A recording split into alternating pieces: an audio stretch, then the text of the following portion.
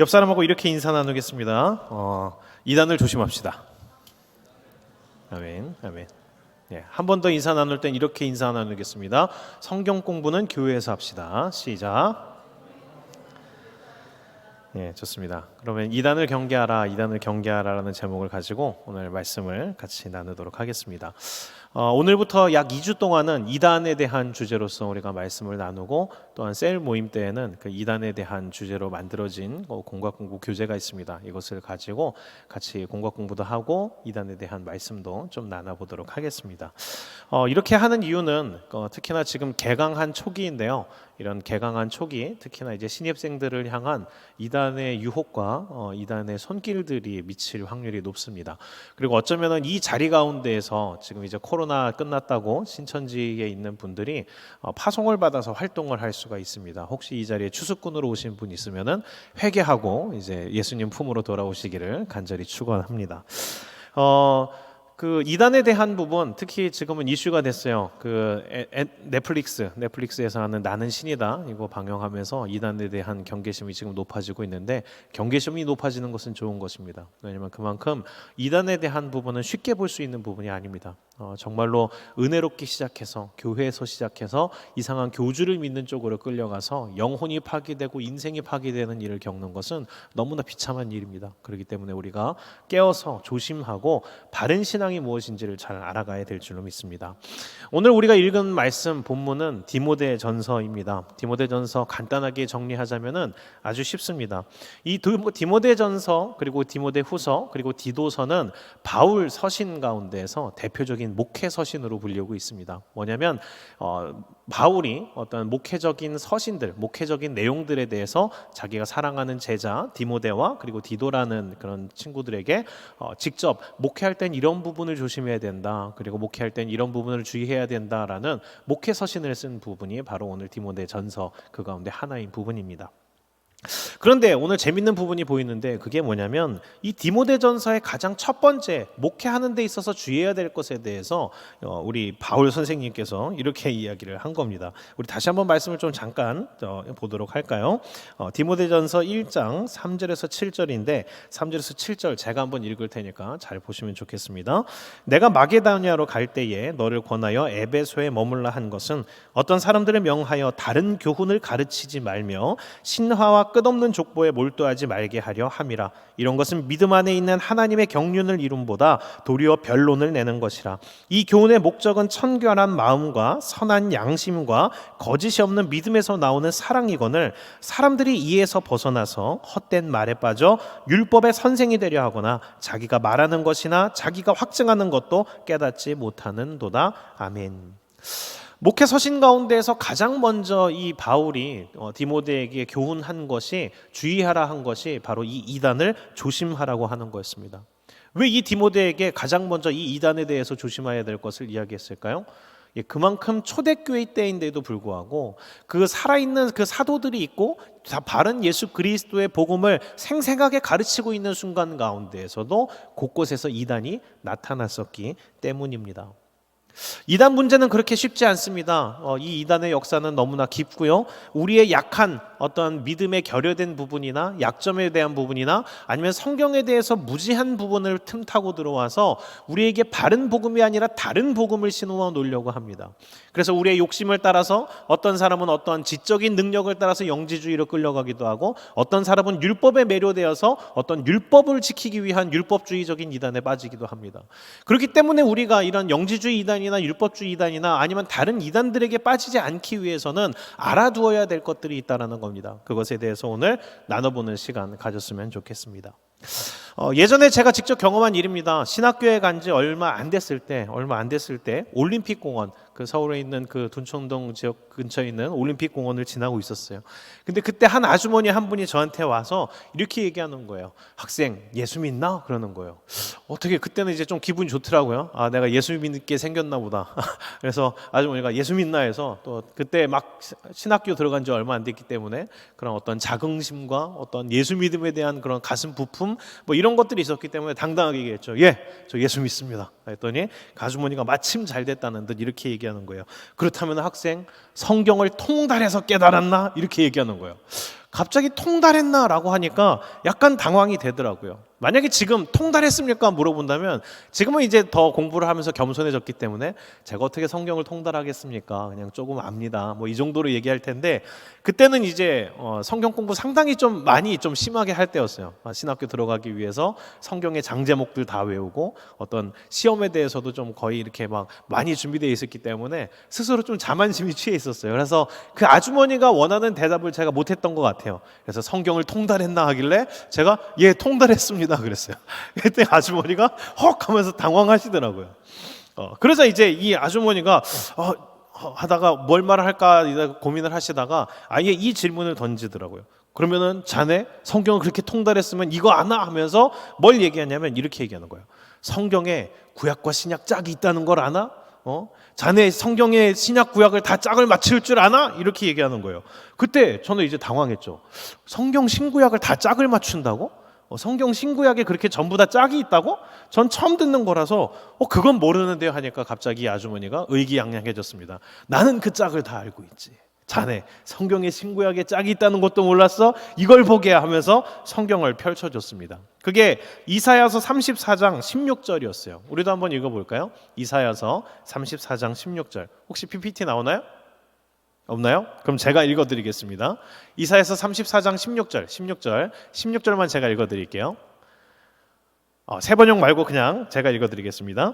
이사야서 34장 16절 있는 분은 한번 찾아보세요. 제가 읽어드릴게요. 시작. 제가 읽겠습니다. 너희는 여호와의 책에서 찾아 읽어보라. 이것들 가운데서 빠진 것이 하나도 없고 제 짝이 없는 것이 없으리니 이는 여호와의 입이 이를 명령하셨고 그의 영이 이것들을 모으셨음이라. 이게 34장 16절이에요. 그러니까 이 성경책을 읽어보면 이렇게 나와 있는 거죠. 너희는 여호와의 책에서 찾아 읽어보라. 그러더니 아줌마가 질문하는 거죠. 여호와의 책이 뭘까? 성경책이요. 그래 성경책이지. 그 다음을 읽는 거죠. 이것들 가운데서 빠진 것이 하나도 없고 제 짝이 없는 것이 없으리니. 이봐 학생 봐봐 성경책이 다 짝이 있다라고 하지. 이는 여호와의 입이 이를 명령하셨고 그의 영이 이것들을 모으셨습니다. 봐봐 학생 신구약은 다 짝이 있었어. 성경책은 전부 다 짝이 있는 거야. 자넨 이것도 모르고 있었어. 여태까지 헛다녔어. 교회에서 잘못 배웠어. 이렇게 이야기를 하시는 거죠. 자, 여러분들 어떠십니까? 직접 보시니까 그 생각 듭니까? 신구약에 짝이 있었구나. 내가 이걸 모르고 살았구나. 이런 표정 가지시면 안 됩니다.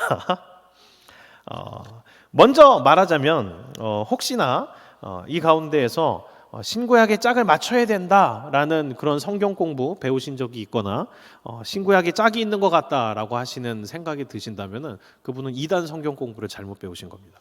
그리고 혹시나 지금 신구약 짝 맞추기 성경 공부를 하고 있다면 당장 그 성경 공부를 그만두셔야 됩니다. 그것은 바로 100% 신천지입니다. 이 짝맞추기 이론은 모든 이단들이 신천지만 사용하는 게 아니라 대다수의 이단들이 JMS 지금 나오는 그 유명한 JMS도 사용하고 있는 이단 교리입니다.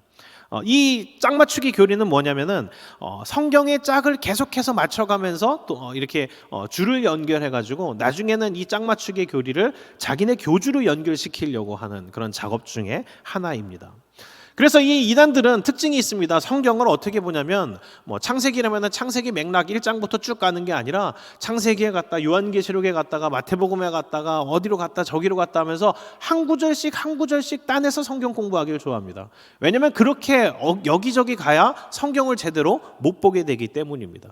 그래서 이쪽 갔다 저쪽 갔다 여기저기를 부지런히 다니면서 성경을 단편적으로만 보다가 결국 성경을 전체적으로 못 보는 채로 단편을 따라가다 보면은 이상하게 원숭이 똥구멍은 빨개로 시작했는데 백두산이 돼버리는 거죠. 나중엔 비행기까지 가는 거죠.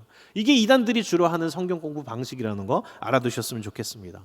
그래서 이단들의 성경 공부의 가장 대표적인 특징이 뭐냐? 첫 번째가 짝을 맞춥니다. 신약과 구약 짝을 맞춘다? 잘못된 성경 공부입니다. 두 번째, 비유를 풀어야 된다. 비유 풀어야 성경이 보인다라고 한다 하면서 비유를 계속해서 그게 무슨 뜻인지 풀어보자. 이것도 이단의 특징입니다. 세 번째, 계시록을 알아야 성경을 안다라면서 계시록을 계속 열심히 공부시킨다. 그것도 이단입니다. 이렇게 대표적으로 짝을 맞춰야 된다, 비유를 풀어야 된다, 계시록을 공부해야 된다, 이 얘기하는 성경 공부 있으면은 거기는 99% 이단이니까 거기서 바로 나오시기를 바랍니다. 이제 차근차근 한번 짚어보았으면 좋겠습니다. 자, 아까 말씀 구절 있었죠. 이사야서 34장 그 16절 말씀. 정말 그 말씀대로 성경에 다 짝이 있는 걸까요? 아까 16절 말씀만 보면은 뭔가 짝이 있는 것도 같은데 여호와의 책에서 찾아보라고 했고 다 짝이 있다라고 했는데 과연 이게 짝이 있는 건지 없는 건지를 한번 검증해 봤으면 좋겠습니다. 이제 그 앞구절 이사야서 34장 9절에서 11절 말씀이 있는데요. 그것을 한번 같이 봤으면 좋겠습니다. 이사야서 34장 9절에서 11절. 우리 이거를 한번 같이 읽어볼까요? 같이 읽겠습니다. 시작. 에돔의 시내들은 변하여 역청이 되고 그 티끌은 유황이 되고 그 땅은 불 끓는 역청이 되며 낮에나 밤에나 꺼지지 아니하고 그 연기가 끊임없이 떠오를 것이며 세세에 황무하여 그리로 지날 자가 영영이 없겠고 당아새와 고슴도치가 그 땅을 차지하며 부엉이와 까마귀가 거기에 살 것이라. 아멘. 아멘. 이사야서 34장 16절 앞에 있는 말씀을 우리가 읽어봤어요. 그랬더니 34장 앞에 있는 내용들이 뭐냐면은 에돔 땅을 향한 하나님의 심판에 관한 예언에 대한 말씀들이 나오고 있었습니다. 그러니까 앞에서는 우리가 16절만 읽어봤을 때는 뭔가 여호와의 책이 짝이 있다라는 내용을 이야기했던 것 같은데 그 앞에 구절을 읽어봤더니 에돔 땅 심판에 대한 내용이 나왔다라는 거예요. 그러면은 이 앞에 있는 내용과 연관해서 16절을 생각을 했을 때 과연 이 본뜻이 무엇이었나? 우리 쉬운 성경으로 34장 16절을 다시 한번 읽어봤으면 좋겠어요. 이사야서 34장 16절, 제가 그냥 읽은 개역개정이나 개역 한글이 아니라 쉬운 성경에서 어떻게 되어 있는지 다시 한번 읽어보도록 하겠습니다. 같이 읽습니다. 시작. 주님의 책을 자세히 읽어보아라. 이 짐승들 가운데서 어느 것 하나 빠지는 것이 없겠고 하나도 그 짝이 없는 짐승은 없을 것이다. 주님께서 친히 입을 열어 그렇게 되라고 명하셨고 주님의 영이 친히 그 짐승들을 모으실 것이기 때문이다. 아멘. 제가 아까 그냥 읽어드린 개역 한글 버전이나 개역 개정 버전에서 안 나왔었던 단어가 쉬운 성경에는 나와 있는 걸 볼 수가 있습니다. 개역 개정에서는 이것들이라고 표현됐고 지금 이 쉬운 성경에서는 직접 명칭을 그 대명사를 풀어서 쓴 그 명칭들이 나와 있는데 그게 뭐였죠? 그것은 짐승입니다. 그러니까 문맥을 보지 않고 히브리 원어나 헬라어 원뜻을 보지 않고 우리 한글로 번역된 한 구절만 떼서 보다 보면은 오해를 할 수가 있습니다. 성경을 그렇게 보면 안 됩니다. 성경은 전체로서 봐야 됩니다. 단락으로서 보셔야 되고 장으로서 보셔야 되고 문맥과 흐름에 맡겨 보셔야 되고 처음부터 차근차근 읽어 나가시면서 그 뜻을 보셔야 된다라는 겁니다. 이사야서 34장 11절부터 15절까지는 계속해서 나오는 게 뭐냐면 동물들의 이름이 계속 나옵니다. 성경책 있으면 좀 찾아보셨으면 좋겠어요. 그래서 여기에 나와 있는 수많은 동물들의 이름과 이 16절이 연관이 되어 있습니다. 그렇다면 그 뜻은 뭔가 제가 밝혀드리도록 하겠습니다. 자, 먼저 여호와의 책 3장 16절에 거론됐던 여호와의 책, 이것을 지금 우리들이 생각하면 신약과 구약이 같이 맞닿아 있는 우리들의 성경책을 생각을 합니다. 과연 미래에 대한 예언으로서 이사야 34장 16절이 지금의 성경책을 생각하면서 쓴 것일까요? 아니요.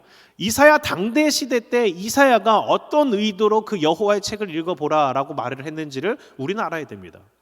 이사야가 살고 있었던 시대의 여호와의 책은 무엇이었을까요? 우리처럼 구약 신약이 합쳐진 그 책을 말할까요? 아닙니다. 그때 모세 오경밖에 없었습니다. 그러니까 여기 지금 이사야가 34장 16절에 언급하고 있는 여호와의 책은 모세 오경 토라를 이야기하고 있습니다. 그러니까 신구약 짝을 맞출 필요가 처음부터 없는 거죠. 그럼 두 번째, 이것들이 짝이 없는 것이 없겠고 라고 앞에 나왔었던 수많은 이것들, 그 짐승이라고 했던 것은 무엇이냐? 이사야서 34장 1절부터 쭉 나오는 데 있어서 가장 많은 부분을 차지하고 있는 그 짐승들의 이름이 거론되는데 그 짐승들이 무엇을 얘기하냐면 레위기 말씀에 나오는 부정한 짐승들의 이름들이 계속해서 거론됩니다. 그러니까 이사야서 34장 16절이 말하고 있는 것은 무엇이냐면은 그 에돔 땅에 큰 환란이 닥치고 하나님의 심판이 닥쳐서 그 땅은 더 이상 사람이 살 수 있는 땅이 아니라 하나님이 말씀하신 부정한 짐승들만 많이 살고 있는, 부정한 짐승들만 가득히 짝을 이루어 살고 있는 그런 황폐한 땅이 된다라고 말하고 있는 게 이사야서 34장 16절의 말씀의 뜻입니다. 그러니까 지금처럼 우리의 신구약에 짝이 있어서 그 짝을 맞추라는 게 아니라 쉽게 얘기하자면 부정한 짐승들이 많아지는 땅이 된다.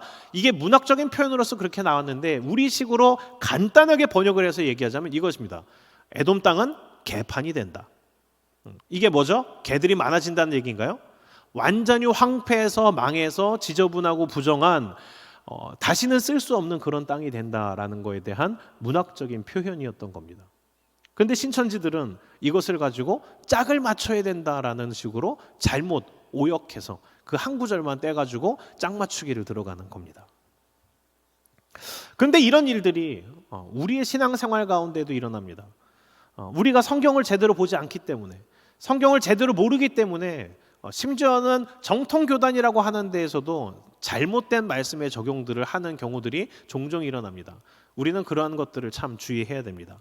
대표적인 말씀이 있죠. 빌립보서 4장 13절입니다. 같이 한번 읽어볼까요? 시작. 아멘. 교회들이 되게 좋아하는 말씀 구절입니다. 내게 능력 주시는 자 안에서 내가 모든 것을 할 수 있느니라. 그래서 이 구절을 대하면서 어떻게 생각하냐면 하나님이 내게 능력을 주시고 모든 불가능을 가능할 수 있게 해주시는구나. 물론 하나님의 뜻 안에서 우리는 때론 불가능을 가능케 하고 세상이 놀랄 만한 일들을, 하나님의 역사들을 이뤄내는 것도 사실입니다. 그러나 이 빌립보서 4장 13절이 그 뜻이 아니라는 것을 우리는 분명히 알아야 됩니다. 그리고 그런 식으로 써서는 안 됩니다. 이 빌립보서 말씀을 옳게 해석하려면은 그 앞에 있는 구절들을 봐야 됩니다. 빌립보서 4장 13절 앞에 있는 구절 11절과 12절을 우리 다시 한번 읽어봤으면 좋겠습니다. 같이 읽겠습니다. 시작. 내가 궁핍함으로 말하는 것이 아니니라. 어떠한 형편에든지 나는 자족하기를 배웠노니 나는 비천에 처할 줄도 알고 풍부에 처할 줄도 알아. 모든 일 곧 배부름과 배고픔과 풍부와 궁핍에도 처할 줄 아는 일체의 비결을 배웠노라. 아멘. 이 구절 다음에 나오는 게 내게 능력 주시는 자 안에서 내가 모든 것을 할 수 있느니라입니다. 자, 이제 한번 생각을 해보겠습니다. 13절만 따로 떼서 생각하는 게 아니라 11절과 12절에 이어서 나온 13절의 참뜻은 무엇일까요? 바울이 하나님이 내게 능력 주시면 난 모든 것을 할 수 있다. 슈퍼가 된다. 그런 능력이 넘치게 된다. 이 얘기일까요? 아니면은 이 앞에 나온 난 비천에 처할 줄도 알고 풍부에 처할 줄도 알고 난 배고픔에 처할 줄도 알고 배부름에 처할 줄도 알고 나는 궁핍해도 괜찮고 풍부해도 괜찮다. 일체의 비결을 배웠다. 그러니까 나는 내게 은혜를 주시는, 내게 능력을 주시는 예수님 안에서 내가 어떠한 상황에 처해도 상관없다. 이 얘기일까요? 예, 바울이 고백한 내용은 내가 모든 것을 가능한 대단한 사람이 된다 이런 게 아니라 하나님이 내게 이미 은혜를 주셨으므로 내가 그 은혜 안에서 배고파도 괜찮고 배불러도 괜찮습니다. 내가 풍부해도 괜찮고 내가 모자라도 괜찮습니다. 나는 어떠한 상황에 처해도 상관이 없습니다. 라는 이 고백으로서 이 말씀을 했었던 겁니다. 말씀을 볼 때 문맥으로 보지 않고 그 전체의 내용과 흐름을 보지 않고 우리가 말씀을 구절별로 따로따로 따서 하다 보면은 이런 식으로 말씀에 대한 오해와 왜곡이 생기게 됩니다. 분명히 말하지만 구약과 신약 이것은 짝으로 이루어져 있는 말씀이 아닙니다. 구약에 예언되고 신약에 성취되는 부분들이 있습니다만 그것으로서 신약과 구약을 전부 다 짝을 맞춰야 된다? 이것은 왜곡이고 과장입니다. 서로 짝이 맞는 부분이 있지만 안 맞는 게 훨씬 더 많습니다. 그리고 억지로 맞추려고 해서는 안 됩니다. 그것은 우리의 욕심입니다. 그런데 이단들은 그런 우리의 욕심, 어떠한 영적인 교만, 어떠한 그 지적인 교만들을 노리고 우리를 틈타려고 합니다. 그러니까 누군가가 와서 자매님, 형제님 되게 신비한 성경을 알려드릴까요? 신약과 구약의 짝이 있습니다. 우리 짝을 맞춰볼까 하면 뺨을 짝 때리십시오. 네. 그래서 나가라 이단아 해서 그 자리에서 멀리 하시길 바랍니다. 성경 신구약을 그렇게 짝을 맞추면서 따로 공부하지 마십시오. 그렇게 하시면 안 됩니다. 그리고 또 하나 신천지에서는 이렇게 가르칩니다. 여러분들 한번 생각을 해보세요. 제가 신천지 교사가 됐다라고 생각을 하고 이렇게 질문을 하는 거죠. 먼저 신천지에서 이렇게 그려요. 나무의 그림을 그린 다음에 이렇게 질문을 하는 거죠. 우리 형제님, 자매님, 나무가 어떤 나무인지 어떻게 아는지 아십니까? 나무가 뭔지를 알려면 어떻게 해야 되는지 아십니까? 하면 나무요? 어떻게 할까요? 하니까 이때 말씀 구절을 사용해요. 대표적으로 사용하는 게 이제 누가복음 6장 44절입니다. 한번 읽어볼까요? 같이 읽습니다. 나오나요? 예, 같이 읽습니다. 시작. 나무는 각각 그 열매로 아나니 가시나무에서 무화과를 또는 찔레에서 포도를 따지 못하느니라. 아멘. 이 말씀은 맞습니다. 그리고 되게 당연한 이야기를 합니다. 뭐냐면 나무는 열매로 안다. 맞는 얘기인가요? 틀린 얘기인가요? 맞는 얘기입니다. 사과가 열리면 사과나무, 복숭아가 열리면 복숭아나무, 배가 열리면 배나무. 아, 그렇구나. 배가 열리면 배나무야, 사과가 열리면 사과나무야. 열매를 보니까 그 나무가 어떤 나무인지를 알겠구나. 이것은 맞는 얘기입니다. 그러면서 이제 작업을 들어가는 거죠. 이제 신천지 사람들은 이렇게 얘기를 합니다. 자, 사과가 열리면 사과나무, 배가 열리면 배나무 맞죠? 자, 그렇다면 나무 열매는 언제 열리나요? 질문을 해요. 그러면 나무가 다 크고 나서 마지막에 열리죠. 맞아요. 열매는 제일 마지막에 열리는 겁니다. 자, 그러면 성경을 나무라고 비유를 해봅시다. 그럼 제일 마지막에 있는 건 뭐죠? 하면 요한계시록이요. 맞습니다, 형제님, 자매님. 마지막에 열린 게 바로 요한계시록이네요. 그러니까 요한계시록을 보면 성경이 열려요. 그러니까 우리 요한계시록을 공부해 볼까요? 성경을 제대로 알려면 이 요한계시록을 알아야 돼요. 요한계시록으로 이제 성경을 봅시다 하면서 요한계시록에 대한 풀이를 들어가기 시작합니다. 자, 여러분들 어때요? 지금 요한계시록을 이제 성경을 보면은 제대로 성경을 보는 게 되나요? 그렇게 보고 싶나요? 지금 막 고개 끄덕거리는 분 계시는데 대단히 위험합니다. 자, 이게 중요합니다. 요한계시록이 성경의 결론입니까? 위치적으로 마지막에 있다고 요한계시록이 성경의 열매입니까? 이 착각을 하시면 안 됩니다. 요한계시록이 성경의 목적이 아닙니다. 요한계시록이 성경을 여는 열쇠가 아닙니다. 요한계시록이 성경의 열매가 아닙니다. 성경의 목적, 성경의 열쇠, 성경의 진정한 열매, 성경이 보여주고자 하는 것은 무엇이죠? 요한계시록이 아니라 예수 그리스도입니다. 성경은 예수 그리스도를 중심으로 해석해야 되는 겁니다. 요한계시록은 비유로 되어 있습니다. 그렇기 때문에 비유를 통해서 거꾸로 온전한 성경을 해석하려고 하시면 안 되고 앞에 복음서와 서신서, 이미 성경을 풀어놓은 예수님의 말씀으로 풀어놓은 성경의 내용을 가지고 요한계시록을 풀어야 됩니다. 그런데 이 이단들은 이걸 가지고 위치적인 것을 가지고 장난을 치고 있는 겁니다. 오히려 애매모호한 요한계시록을 통해서 성경을 풀려고 합니다. 그러니까 완전히 반대로 돼버린 거죠. 그들이 왜 이런 일들을 할까요? 애매한 상징들을 가지고 성경을 억지로 풀어내서 엉뚱한 결론을 내게 하려는 목적입니다. 그래서 요한계시록의 비밀을 풀어야 된다, 이 말 한다면 뒤도 돌아보지 마시고 그 사람과 멀어지시기를 축원합니다. 요한계시록으로 성경을 푸는 게 아니라 성경을 가지고 요한계시록을 나중에 봐야 되는 겁니다.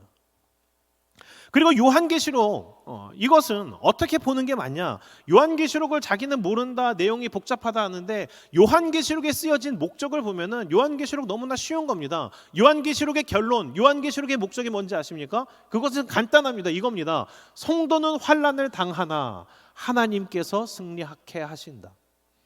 성도에게 환난은 다가온다. 그러나 예수 그리스도의 이름으로 성도는 승리한다. 이게 요한계시록의 해답, 요한계시록의 결론입니다. 하나님께서 우리에게 요한계시록을 준 거는 어떤 날짜를 알라고, 어떤 비밀을 깨달으라고 주신 게 아니라 성도들을 위로하고 어려움 가운데 있는 성도들에게 결론적으로는 하나님의 말씀이 승리한다는 것을 알려주고 위로하기 위해서 준 게 바로 요한계시록입니다. 더 이상 어떤 신비한 비밀을 풀어내려고 하실 필요가 없습니다. 결론은 예수 그리스도, 그 이름의 승리, 이미 여러분들은 다 알고 계시는 겁니다. 그렇습니다. 성경의 결론, 그것을 잘 기억하십시오. 성경의 결론은 예수 그리스도입니다. 성경이 구약과 신약으로 나눠진 이유, 이것은 구약, 오래된 책, 신약, 새로운 책, 이게 아니라 이 구약과 신약이라는 것은 너무나 쉽습니다. 영어로 구약은 Old Testament, 오래된 약속, 신약은 New Testament, 새로운 약속이라는 뜻입니다. 그러니까 이 구약은 뭐냐면 오실 예수 그리스도에 대한 약속을 담고 있는 거고, 신약은 이미 오신 예수 그리스도 다시 오시겠다라는 그 약속을 담고 있는 겁니다. 그러니까 성경의 구약과 신약은 오직 예수님에 대해서 집중하고 있으며, 오직 예수님에 대해서 깨닫게 하기 위해서 쓰여졌으며, 오직 예수님을 알게끔 하려고 쓰여진 책이라는 겁니다. 그러니까 요한계시록을 알아야지가 아니라 예수 그리스도를 더 깊이 알아가는 데 힘쓰시기를 바랍니다. 신천지들은 그렇습니다. 어떠한 영적인 비밀을 깨닫는 것처럼 얘기를 하는데 한꺼풀만 벗겨놓고 공부를 해보면 얼마나 무식한 사람들인지를 우리는 알 수가 있습니다. 예를 들면은 한 가지 얘기할게요. 신천지가 지금 총본산 본부를 과천에 있는 청계산에다가 세웠어요. 왜 과천에 있는 청계산에다가 그런 그 신천지의 그 본부를 세웠을까요? 이 비밀 아시는 분 있습니까? 저 되게 궁금해가지고 찾아봤더니 이렇게 얘기를 하더라고요. 뭐냐면 청계산의 개자가 신의 개자래요. 시내가 할 때 신의 개자. 그래서 그 산을 청계산을 청신의 산이라고 부른대요.